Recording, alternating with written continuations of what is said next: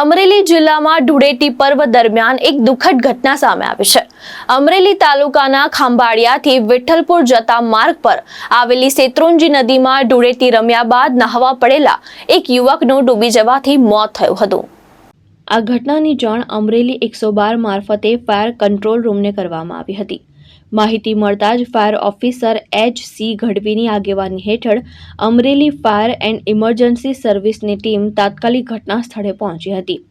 ટીમે પોતાની કુશળતા અને અનુભવને આધારે માત્ર 30 મિનિટમાં જ ડૂબી ગયેલા યુવકના મૃતદેહને શોધી કાઢી પાણીમાંથી બહાર કાઢ્યો હતો। મૃતક યુવકની ઓળખ સમીર મહેશ સોલંકી, જેની ઉંમર 20 વર્ષ હોવાનું સામે આવ્યું છે।